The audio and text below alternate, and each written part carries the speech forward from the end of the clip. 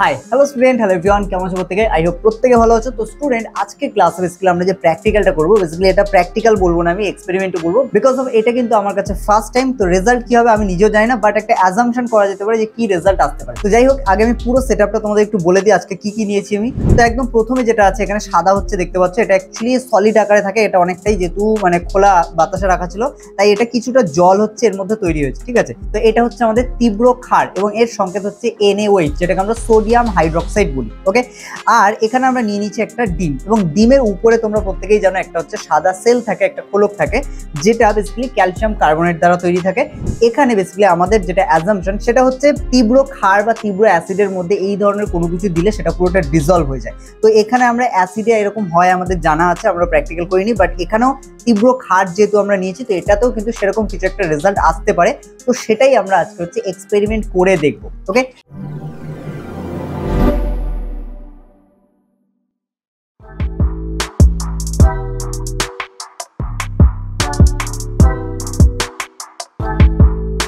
তো আমরা আমাদের এটা দিয়ে পুরোটাকে কভার করে রাখবো। রেজাল্ট কি হবে সেটার জন্য আমাদেরকে একটু ওয়েট করতে হবে, কারণ আমি নিজেও জানি না রেজাল্ট কি হবে। তবে সম্ভবত এর যে বডি আমি বললাম সেটা কিন্তু ডিজলভ হয়ে যেতে পারে। A few moments later. তো এখানে এই রেজাল্টটাকে তোমরা দেখো, এখানে কিন্তু আলটিমেটলি আমাদের যে ডিমটা নিয়েছি তার গা থেকে দেখো অলরেডি কিন্তু একটা রিয়াকশন শুরু হওয়ার জন্য ডিমের মধ্যে থেকে কিন্তু একটা বুজবুনি টাইপের বের হচ্ছে, ঠিক আছে, এটাকে লক্ষ্য করো। The next day. তো স্টুডেন্ট, পুরো আমরা এটাকে হচ্ছে 1 থেকে 2 দিন হচ্ছে রাখলাম। তো 2 দিন রাখার পরেও আমার এখানে ডিমের মধ্যে কোনো চেঞ্জ লক্ষ্য করতে পারছি না। তো না, আমরা এটাকে এবার একটু ফাটিয়ে দেখা যাক এর ভিতরের কোনো চেঞ্জ আসবে কিনা। আহা, ও হ্যাঁ, সত্যি এর ভিতরে কিন্তু চেঞ্জ এসছে, যেটা হচ্ছে আমরা দেখছিলাম।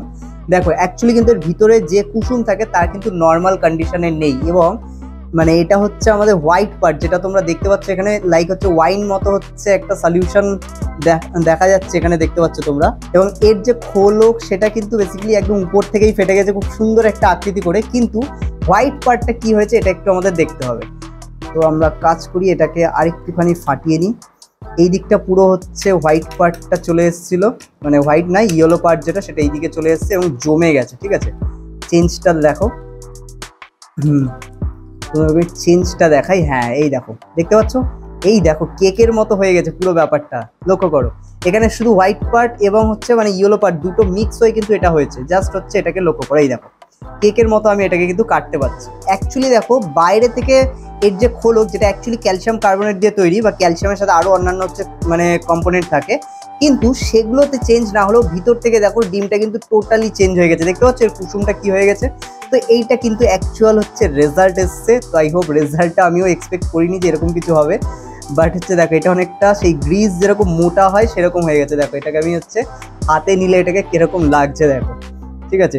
তো তোমাদের প্রত্যেকের কাছে রিকোয়েস্ট একটাই, যে এই ধরনের কিছু কিন্তু বাড়িতে করবে না, কারণ এগুলো পুরোটা এন্টারটেইনমেন্ট পারপাসের জন্য, আর তার সাথে এগুলো হচ্ছে নলেজের জন্য। এটা কখনোই হচ্ছে অ্যাপ্লাই করার জন্য না, কারণ আমরা যে সেফটি মেজারগুলো নিচ্ছিলাম প্রত্যেকটা স্টেপে, সেগুলো কিন্তু তোমাদের অনেক সময় নেওয়া পসিবল না হয় না, ঠিক আছে। তো সেই কারণে কিন্তু এই পুরো জিনিসটা যা যা হচ্ছে দেখলে, এটা হচ্ছে তোমাদের পুরোপুরি নলেজের জন্য। তো এটা আশা করি তোমরা বুঝতে পেরে গেছো যে সোডিয়াম হাইড্রোক্সাইডের মধ্যে কোনো কিছু দিলে তার পজিশন কি হতে পারে, এগের অবস্থা কি হলো, ঠিক আছে। খালি হাত বা হচ্ছে নেকেড আই এগুলো কখনোই এর সামনে আনবো না, বিকজ অফ এটা কিন্তু আমাদের জন্য হার্মফুল, ঠিক আছে। তো দেখতে পাচ্ছি এর অবস্থা তো খুবই খারাপ। তবে একটা জিনিস দেখো, এটা পচেনি এটুখানি বলা যেতে পারে, কারণ পচা ডিমের যে গন্ধ হয় সেই গন্ধ কিন্তু এখানে কোনো রকম স্মেল নেই, মানে একদম টোটালি হচ্ছে মানে না পচে পুরো জিনিসটা কিন্তু চেঞ্জ হয়ে গেছে। এবং দেখতে পাচ্ছ এরকম সাবানের মতো হয়ে গেছে।